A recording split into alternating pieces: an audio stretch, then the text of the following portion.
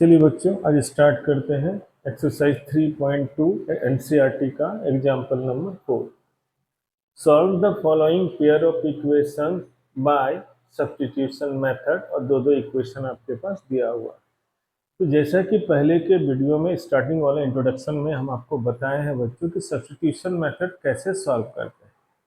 तो substitution method में क्या करते हैं बच्चों, दो दो इक्वेशन दिया रहेगा, इसमें से किसी एक इक्वेशन से आप किसी एक वेरिएबल को निकालिए, यानी कि किसी एक इक्वेशन का यूज करके उसमें से किसी एक वेरिएबल को निकालिए, मतलब उसका वैल्यू निकालिए और दूसरे वाले इक्वेशन में पुट कीजिए। और इस तरह से सॉल्व करने के मेथड को हम लोग क्या बोलते हैं, सब्स्टिट्यूशन। क्या बोल रहे हैं बच्चों, एक बार फिर से ध्यान से सुनिए। सब्स्टिट्यूशन मेथड में क्या करना है, दो दो लीनियर इक्वेशन आपके पास दिया हुआ है, पेयर ऑफ लीनियर इक्वेशन। उसमें से किसी एक को इक्वेशन 1 मानिए बच्चों, इसको चलिए इक्वेशन 1 ले लिए। दूसरे को क्या मान लिए, 2।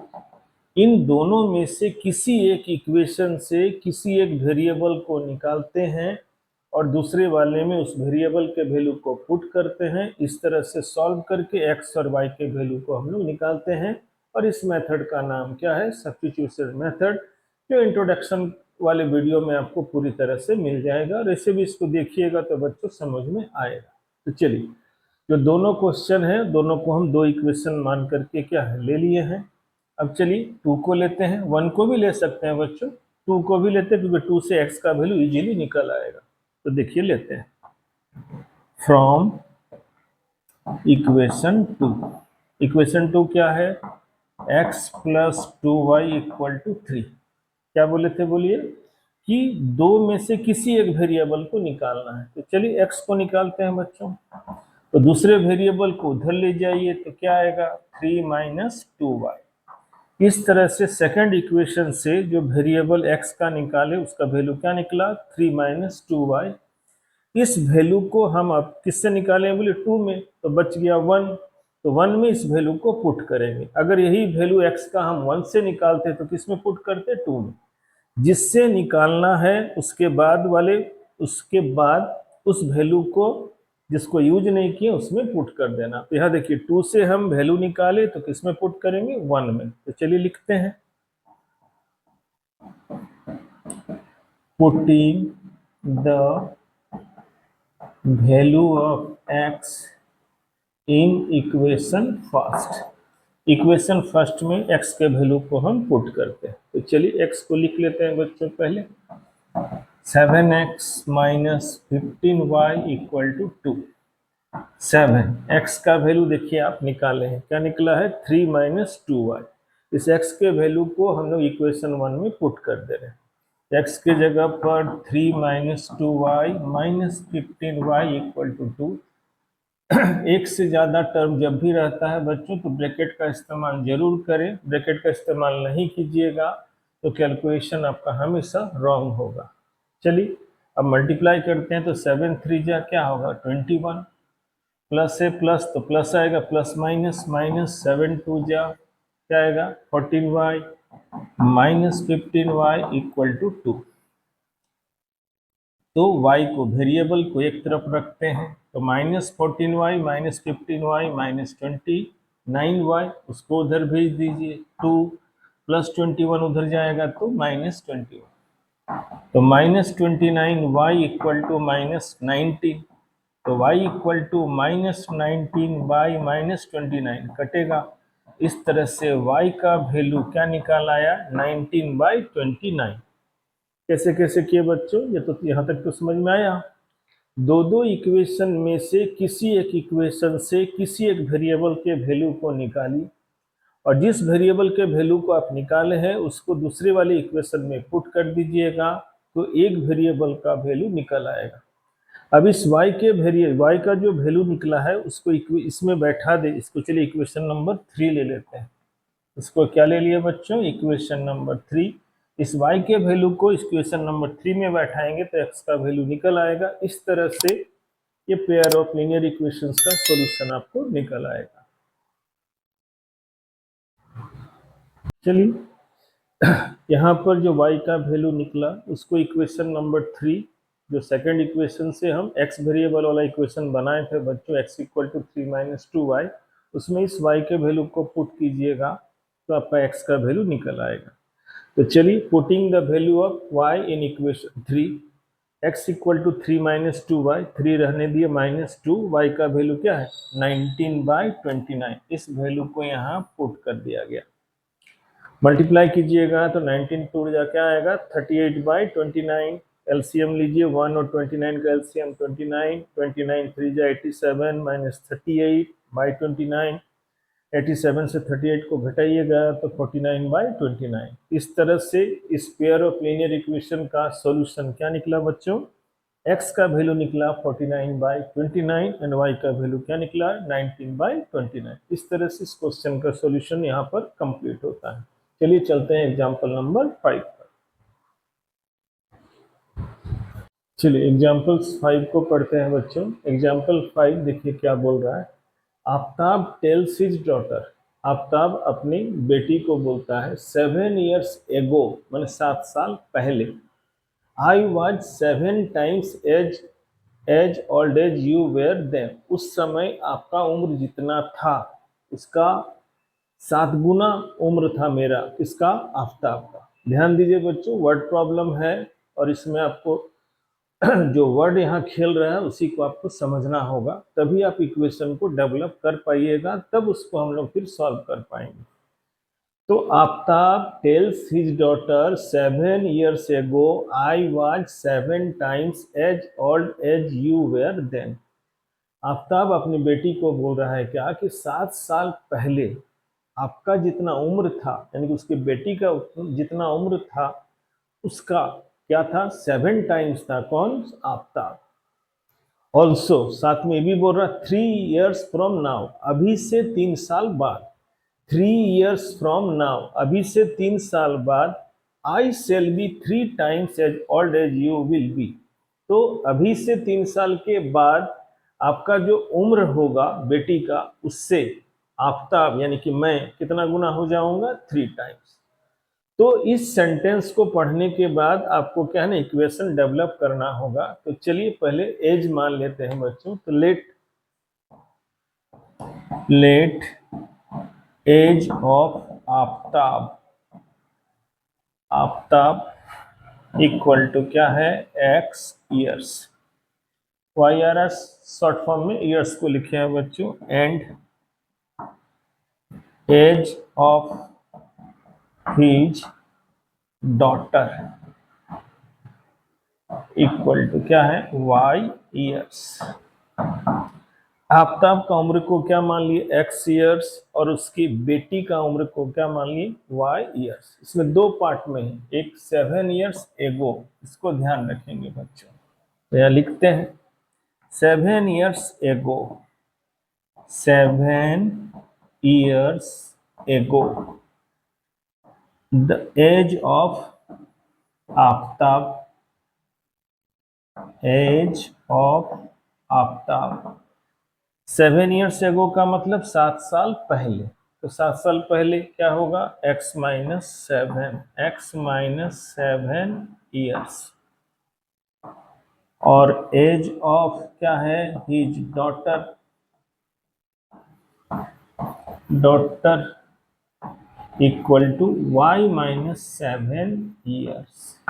देखिए सबसे पहले तो आफ्ताब का, ये दोनों एज आपका प्रेजेंट एज है, तो आफ्ताब का प्रेजेंट एज क्या माने x और हिज डॉटर का प्रेजेंट एज क्या माने y। इसको यहाँ पर हम लिख दे रहे हैं बच्चों, दोनों ही एज कैसा है प्रेजेंट एज है। चलिए उसके बाद 7 years एगो, तो 7 years एगो क्या होगा 7 साल पहले, तो x में से 7 घटा आफ्ताब के लिए और हिज डॉटर के लिए y माइनस 7। यहाँ तक तो आपको समझ में आ गया। अब 7 years एगो में जो स्टेटमेंट दिया है उसको यूज करेंगे बच्चों, और फिर आगे हम लोग इक्वेशन को क्या है डेवलप करते हैं। चलिए 7 years एगो का स्टेटमेंट क्या बोल रहा था, आफ्ताब बोल रहा था क्या कि 7 years एगो आफ्ताब का जो एज है वो उसके डॉटर के एज का कितना है, 7 टाइम्स है। ये स्टेटमेंट में दिया हुआ है बच्चों कि 7 ईयर्स एगो आफ्ताब का जो एज होगा वो उसके डॉटर के एज का क्या होगा, 7 टाइम्स। ये क्वेश्चन में दिया हुआ है। तो चलिए इसको सॉल्व करके इक्वेशन डेवलप करते हैं। तो x minus 7 into Y 7y, और 7 7 जा -49, एक बार इसके साथ एक बार इसके साथ। तो चलिए x के तरफ y को ले आते हैं, तो प्लस इधर आएगा तो -49, ये उधर जाएगा तो +7। देखिए -49 पहले से है, -7 उधर गया तो +7। तो x minus 7y equal to क्या आया, -42। इस तरह से इक्वेशन 1 क्या हो गया, डेवलप हो गया। अब चलते हैं क्या नेक्स्ट सेकंड इक्वेशन को डेवलप करते हैं, जो आपके पास दिया हुआ है क्या, फ्रॉम नाउ आफ्टर द क्या है 3 इयर्स। नाउ मैंने अभी से 3 साल के बाद के बारे में वो बता रहा है बच्चों। चलिए सेकंड पार्ट क्या बोल रहा था बच्चों इस क्वेश्चन का, ऑल्सो 3 इयर्स फ्रॉम नाउ, अभी से 3 साल के बाद। तो अभी से 3 साल के बाद के लिए एज ऑफ आफ्ताब क्या होगा, x प्लस 3। आफ्टर वाला क्या होता है प्लस, और बिफोर या एगो वाला क्या होता है माइनस। और हिज डॉटर का एज हो जाएगा y प्लस 3। और ऑल्सो 3 इयर्स फ्रॉम नाउ के लिए स्टेटमेंट क्या था कि आफ्ताब का जो एज होगा वो डॉटर के एज का क्या होगा 3 टाइम्स। आफ्ताब का एज उसके डॉटर के एज का क्या होगा 3 टाइम्स। तो चलिए इसको सॉल्व करते हैं। तो x plus 3 equal to 3y plus 9। x के तरफ लाते हैं तो x minus 3y equal to 9 minus 3, plus 3y इधर आया तो -3y, और प्लस 3 उधर गया तो -3। क्या बन गया बच्चों, x minus 3y equal to क्या है 6।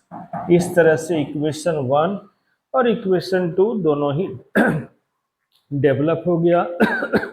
अब दोनों को सब्स्टिट्यूशन मेथड से हम लोग सॉल्व करते हैं।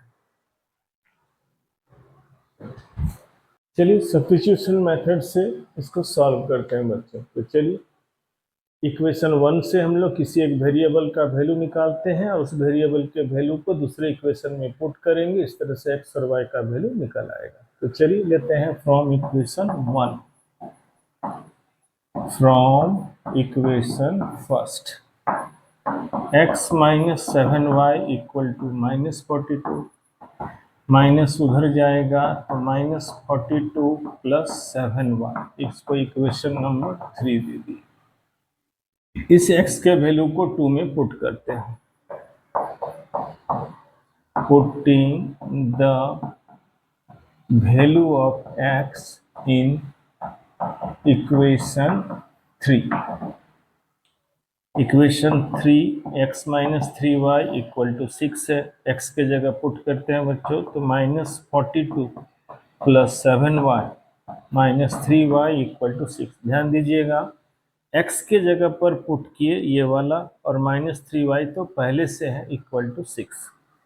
तो 42 नंबर की तरफ भेजते हैं, 7y से 3y जाएगा 4y, 6 ये उधर गया तो प्लस 42। तो 4y इक्वल टू 48, तो y इक्वल टू 48 बाई 4 काटेंगे तो 12 आया। इस तरह से y का वैल्यू निकल आया कितना 12। इस y के वैल्यू को इक्वेशन 3 में पुट कर देते हैं बच्चों। चलिए लिखते हैं, putting the value of y in equation 3 equation में इसको पुट कर देते हैं।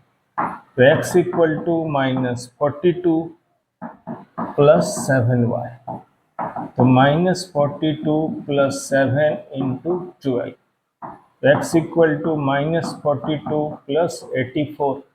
84 से 42 घटेगा तो 42 निकल आया। x क्या था, किसको माने थे, age of Aftab. Age of Aftab equal to x equal to 42 years. और नेक्स्ट एज माने थे age of his daughter. Daughter क्या माने थे y और उसका आंसर आया 12 ईयर्स। इस तरह से सब्स्टिट्यूशन मेथड से सॉल्व करने के बाद आफ्ताब एज क्या निकला 42 ईयर्स और उसके डॉटर का एज क्या निकला 12 ईयर्स। लेकिन ध्यान देंगे बच्चों, सब्स्टिट्यूशन मेथड तो इजी है, लेकिन वर्ड प्रॉब्लम को यानी कि सेंटेंस को पढ़ करके इक्वेशन डेवलप करना आपके लिए टिपिकल है। अगर आप टिपिकल इस सेंस में बोल रहे हैं बच्चों, अगर वहां थोड़ा सा भी गलती अगर होगा तो फिर आपको क्या होगा, सारा का सारा खेल क्या है, बिगड़ जाएगा, यानी कि गलत हो जाएगा। इसलिए स्टेटमेंट, कभी भी कोई भी वर्ड प्रॉब्लम हो तो उसके स्टेटमेंट को आप ध्यान से समझिए और उसको थोड़ा सा पढ़ना होगा अच्छे से, और तब इक्वेशन को डेवलप कीजिएगा तो बन जाएगा। तो चलिए इस तरह से एग्जाम्पल 5 देखिए सॉल्व कर दिए। मेरे ख्याल से आपको ये समझ में आ जाना चाहिए। अगर कोई प्रॉब्लम है तो आप कमेंट करके बोल सकते हैं।